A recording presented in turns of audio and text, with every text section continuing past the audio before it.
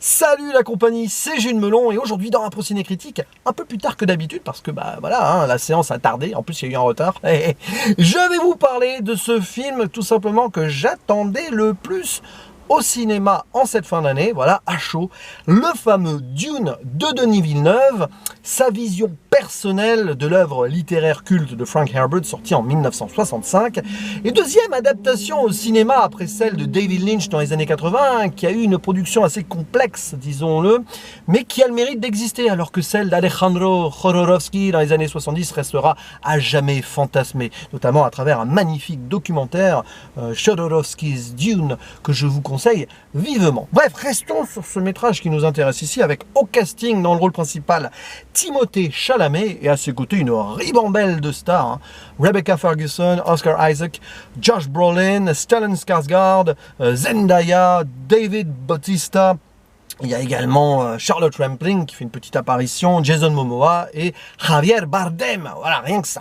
Et pour faire un synopsis rapide, disons qu'on va suivre le destin d'un jeune homme, tout simplement, qui s'appelle Paul, qui est le fils du duc Leto, le chef de la maison Atréide, qui s'est vu envoyé par l'empereur d'un univers dans notre futur lointain, hein, tout simplement, sur une planète désertique nommée Arrakis, et ils remplacent ici on va dire leurs ennemis jurés, les Harkonnen, et cette planète donc est désertique, tout ça, afin de contrôler l'épice, hein, il y a un jeu politique et tout derrière, etc. Bref, ils quittent leur, on va dire, terrain de jeu habituel, voilà, la planète Caladan, qui est plus maritime et tout, pour aller dans un autre contexte. Et on va suivre donc Paul, surtout, qui va évoluer à travers le métrage, qui va apprendre à être autre chose que le fils du père, ou le fils de sa mère, hein, Dame Jessica, qui est la concubine d'ailleurs du duc, ils ne sont pas mariés, c'est important. Et il va se rendre compte qu'il a un petit pouvoir, une importance, sans en dire plus. Voilà. Et forcément, c'est de la science-fiction épique, d'aventure. J'ai envie de dire, si vous ne connaissiez pas avant et que vous êtes fan de Star Wars, vous allez trouver votre compte. J'ai envie de le dire comme ça. Mais attention, ne dites pas que c'est inspiré par Star Wars, c'est plutôt l'inverse en vrai. Mais bon, voilà. Et c'est un très bon film. Voilà, j'en attendais énormément, j'avoue, mais je n'ai pas été déçu. Si ce n'est un petit bémol, qui n'en est pas un, parce qu'en fait, Denis Villeneuve ici adapte de façon très fidèle le bouquin de base. Mais comme le livre est génial, voilà, l'histoire remarquable, tout ça, et que Denis Villeneuve se débrouille toujours aussi bien derrière la caméra, eh bien ça nous donne quelque chose de fort, de puissant, de marquant, qui imprime la rétine et qui te reste en tête. Et on a envie d'en voir plus. Parce qu'au début, si vous l'avez vu, il y a marqué Dune premier volet. Croisons les doigts pour qu'il y ait une suite. Et pour cela, allez le voir au cinéma. C'est important. Je passe le message. Voilà, c'est fait. Donc, très fidèle au roman. Oui, mais il y a quand même des petites libertés comme ça qui m'ont intéressé. Enfin, liberté qui ne change rien en l'histoire, tout simplement. Par exemple, ce jeu des langages, voilà. Hein, bon, il y a plusieurs peuplades, donc hop, des fois on change l'anglais que vous pouvez entendre, voilà, comme langue des Atreides, on va dire que c'est comme ça. Et aussi même des petits signes et tout de temps en temps. Ceci nous rappelle que Denis Villeneuve a fait Premier Contact auparavant. Enfin, auparavant, il y a eu Blade Runner 2049 aussi, entre les deux quand même. Enfin, deux très grands films, et voilà, celui-ci est dans la droite lignée quand même quand on y pense. Et donc j'aime bien, voilà, il y a quand même des trucs comme ça qui sont très villeneuviens. Ouais, ça se dit peut-être pas, mais j'ai envie de le dire. Et c'est sympa. Après, pour le reste, tout est parfait. Limite...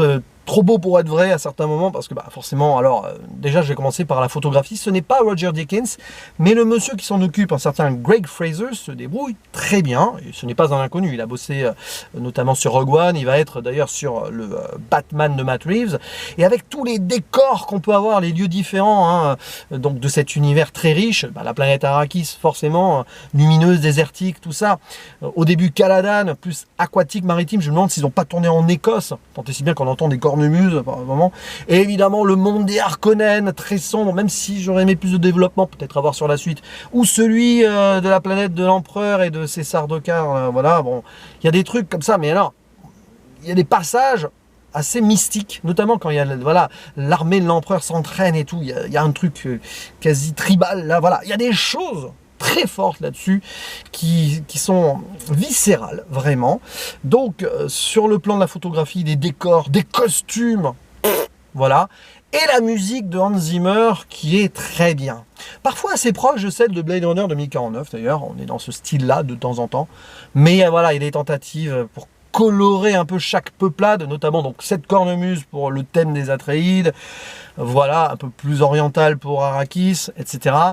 Mais voilà, c'est un voyage de A à Z, on ne s'ennuie pas, c'est ce que j'adore dans le cinéma d'aventure science-fiction épique, on a tout. On a tellement tout que non seulement c'est très fidèle à l'adaptation, c'est très linéaire, sans grande surprise, même si vous ne connaissez pas l'histoire, finalement, on a le cahier des charges du genre, mais on est dans du blockbuster hyper intelligent ici, qui sait prendre son temps à certains moments sur le plan psychologique, notamment avec notre héros, mais pas que, puisque le personnage de Dame Jessica, sa mère, est remarquablement développé, je trouve. Le duo entre les deux fonctionne très bien. Hein. Rebecca Ferguson, pour moi, est la meilleure actrice du film, d'ailleurs, au passage. Hein, ça change de réminiscence, où elle n'était pas mauvaise, mais à mon avis sous-exploitée dans ce film sorti il y a quelques semaines.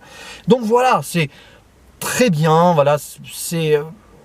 Il y a des moments d'action épiques, d'explosion, voilà, quand, sans en dire plus, Arrakis est pris, on va dire, par des soldats, voilà, c'est...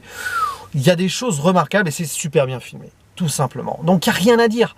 Voilà, le ver des sables, hein, si vous avez vu le trailer, encore là, on risque d'en voir plus s'il y a une suite, mais il n'y a rien à acheter, c'est tellement bien fait, mais c'est très propre aussi, mais c'est très bien fait. Voilà, je regrette un peu le manque de folie. Peut-être, je ne sais pas, enfin, même dans les rêves de Paul, parce qu'il fait des rêves, qui s'avèrent être plus que des rêves d'ailleurs, tout ça, ça rappelle quelques passages en Premier Contact aussi, tout ça, enfin, mélange entre flashback, vision, rêve, hein, je vous laisse faire votre propre jugement et tout. Je ne vais pas faire de zone spoiler, ça sert à rien d'ailleurs, au passage, voilà, je reste dans l'ambiance générale. Oui, on a déjà vu ça avant. Mais Villeneuve le gère tellement bien. Qu'est-ce que vous voulez dire? C'est un réalisateur de grand talent, quasi de génie hein, pour moi, l'un des meilleurs réalisateurs de ces 10-15 dernières années. Et donc là, voilà, on ne pouvait pas attendre moins bien, ni mieux. Enfin, c'est exactement là où je pensais que le film allait aller. Et bon, bah après, évidemment, il a fait le choix d'être très proche de l'œuvre de base. Et c'est, on va dire, légitime, parce que c'est quand même Dune de Frank Herbert. C'est peut-être le roman de science-fiction le plus... lu, le plus connu de l'histoire, le plus emblématique, qui a le plus inspiré de choses. Donc voilà. Après, il y a quand même cette tonalité. Alors, le roman de base est très, on va dire, en avance sur son temps, pas vraiment, mais il peut être, on va dire, actuel. Et à un moment, voilà, on fait un petit peu le point sur la potentielle dimension écologique qui, à mon avis, va être ouverte dans la suite, s'il y a suite. Du coup, il faut vraiment croiser les doigts qu'il y ait une suite. Hein. Moi, je veux la suite. Hein. Attention. Hein. Alors, s'il n'y a pas de la suite... Je dis non, hein. Non, il faut une suite, il faut aller voir ce film, clairement, hein, voilà, je le répète. Mais oui, petite dimension écologique avec le personnage de Kynes, interprété par Sharon Duncan Brewster, qui change du bouquin. Là, il y a une différence, d'ailleurs, par rapport au livre. Voilà, j'en dis pas plus, mais il y a une différence. Bon, en même temps, voilà. Donc c'est intéressant. Il y a quelque chose qui... Voilà, on pointe du doigt un truc là, mais bon, après, grosso modo, c'est 90% du bouquin. Alors, pas forcément dans un ordre, voilà, il y a des trucs qui sont plus développés peut-être que dans le livre. Alors, il y a cette scène culte du début avec la boîte, là, la souffrance, hein, parce que la peur, attention, il ne faut pas avoir peur parce qu'une petite mort, tout ça, c'est un peu un des mantras du livre. Et ouais, voilà, c'est... Après, il y a des personnages que j'aurais aimé voir plus développés. Je finirai ma vidéo là-dessus sans spoiler. Par exemple, le Duc Leto. Alors, Oscar Isaac est très bon dans les quelques scènes qu'il a, notamment un moment très touchant vers le milieu fin. Mais forcément, il fallait faire des choix. Et Denis Villeneuve a choisi, donc avec ses scénaristes, je crois qu'il a coécrit le film, de se centrer sur Paul et sa mère. Et c'est logique. Il y a le personnage de Zendaya aussi, qui aura certainement plus d'importance dans la suite, parce qu'elle va avoir lieu cette suite, j'y tiens vraiment. C'est incroyable. Mais oui, elle apparaît dans les visions, dans les rêves, on ne sait pas trop et tout. Et elle a une connexion qui... Si on a lu le livre, on sait. Voilà, évidemment ce qui va se passer. Mais voilà, j'en dis pas plus ici, parce que même si on n'a pas lu le livre, à la fin, on peut se demander ce qui va se passer. Oh, oh, oh. Non mais franchement, c'est très bien. Voilà. Les effets spéciaux sont assez... bien géré pour qu'on ne les voit pas plus que cela. C'est pas non plus une orgie. Bon, les explosions, parfois on sent quand même qu'il y a des rajouts, tout, évidemment. Mais les décors, enfin, tout est bien incorporé. Et franchement, là-dessus, c'est un grand film qui est hyper lisible, mais qui a aussi sa complexité psychologique. Elle est là. Et franchement, voilà, on a cette très bonne version de Dune au cinéma. Faut pas jeter celle de David Lynch qui a connu beaucoup de soucis, voilà. Mais là, quand même, on a quelque chose de bien, de très bien, et qui forcément est incomplet, mais suffisamment développé sur plus de 2h30 ici pour tenir la route et ne pas avoir, voilà, etc. L'impression que ça a été bâclé. Non, rien de bâclé. Mais maintenant, messieurs, dames de la Warner, vous allez produire directement là. Allez hop, vous appelez tout le monde sur le tournage et vous allez nous faire une suite. Voilà, ça ne se discute pas. Bref, c'est tout ce que j'ai à dire sur ce film que j'ai énormément apprécié. Ma note sera 8 sur 10. Voilà, pour l'instant, je le reverrai évidemment. Je ne sais pas où je le classerai dans le bilan final de l'année, j'en sais rien et je m'en fiche pour l'instant. N'hésitez pas à dire en commentaire ce que vous en avez pensé. Oui, je sais, il doit y avoir 15, 20, 30 vidéos déjà qui ont été publiées sur le film, mais c'est pas grave, hein. C'est la passion qui parle. Allez-y, lâchez-vous. Et il ne me reste plus qu'à vous dire à la prochaine. Ciao!